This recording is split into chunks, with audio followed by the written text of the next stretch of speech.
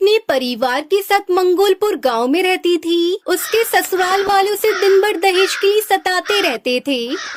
अरे टूनी, दिन भर मुफ्त के टुकड़े तोड़ती रहती है। तेरे बाप ने तुझे शादी में कुछ दिया नहीं, हमारे खर्चे पर ही हमें तुझे ब्याह कर ले आए थे। तेरे बाप ने शादी के समय कहा था कि शादी के बाद इतना देंगे कि रखने को घर में जगह नहीं होगी, लेकिन अभी तक एक फूटी कौड़ी तक नहीं दी, और बेटी दी है जो दिन भर गाय की तरह चढ़ती रहती है। माँ जी, आपको जो कहना है मुझसे कहिए। मेरे पापा के बारे में मैं कुछ भी नहीं सुन सकती हूँ। अरे कालू, उसकी जबान तो बहुत ज्यादा निकल रही है।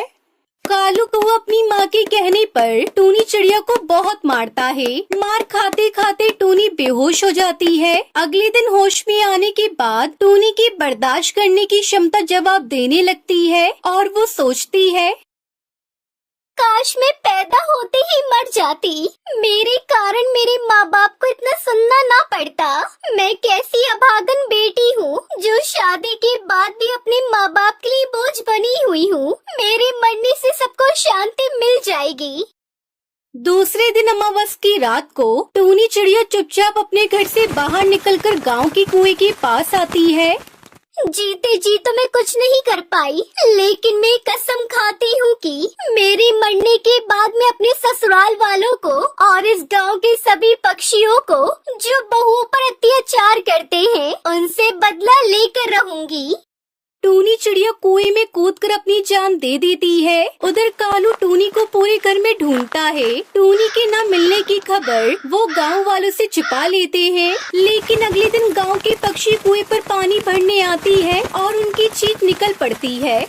हाय दैया, ये किस चिड़िया के जेवर है? अरे ये तो बहुत महंगे लग रही है। जैसे ही वो कुएं में झांकती है, उन्हें टूनी की लाश दिख जाती है। ये बात गांव में आग की तरह फैल जाती है और अब कोई भी उस कुएं के पानी को हाथ लगाने को तैयार न था। गांव के सब चिड़िया पक्षी सुंदरी के यहाँ जाते हैं।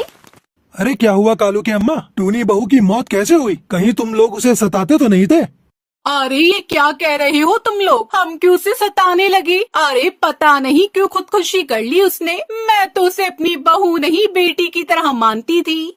दिन बीतने लगते हैं और टूनी के शरीर में आत्मा प्रवेश कर जाती है और वो शक्तिशाली भूत या चिड़िया की आत्मा बन जाती है। उस कुएं के आसपास से आवाजें आने लगती हैं। शाम होने के बाद वहाँ एक परिंदा भी पर नहीं मारता। एक दिन कालू से मिलने के लिए उसका दोस्त हरिया तोता उस गांव में आता है। इतनी दूर से आने के कारण उसे रास्ते में प्यास लगती है और वो उसे श्रापित कुएं के पास पहुँच जाता है। वहाँ दूर खड़ा एक बच्चा उससे कहता है, क्या हुआ अंकल? उस कुएं के पास क्या कर रहे हो आप? अरे बेटा, बहुत जोरों की प्यास लगी है, सोचा यहाँ रुक के पानी पी लूं। कुएं का पानी बहुत ठंडा होता है ना। अंकल, ये कुआं तो शापित है, इससे पानी मत लीजिए। यहाँ के पक्षी इस कुएं के पास तक नहीं जाते।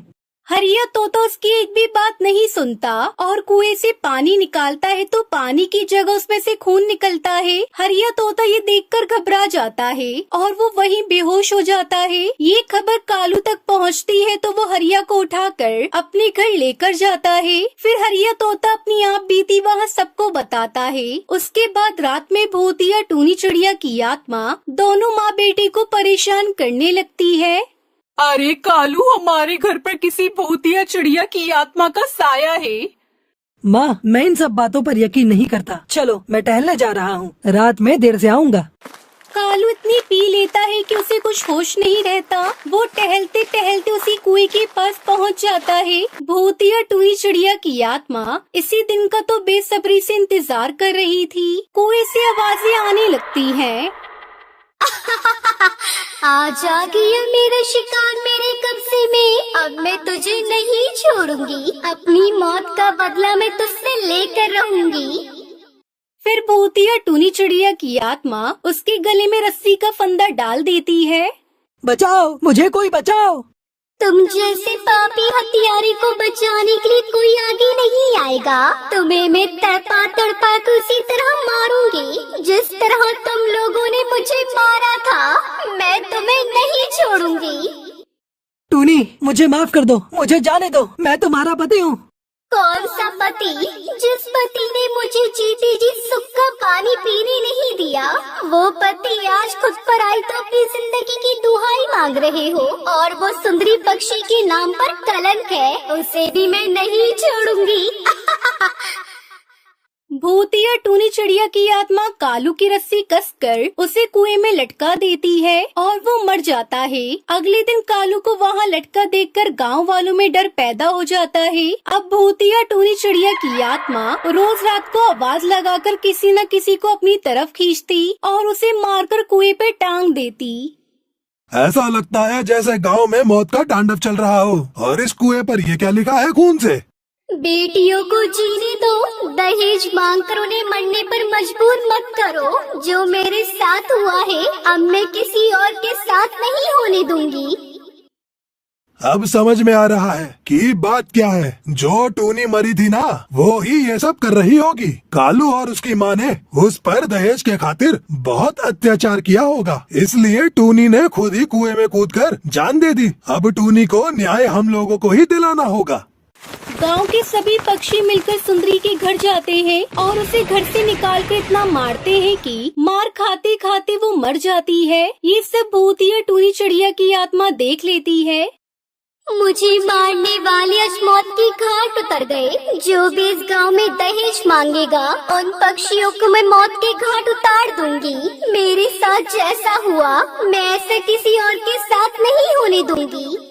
और अब गांव वाले इस कुएं का नाम भूतिया टूनी चिड़िया की आत्मा रख देते हैं और अब इस गांव में दहेज प्रथा पूरी तरह से समाप्त हो जाती है।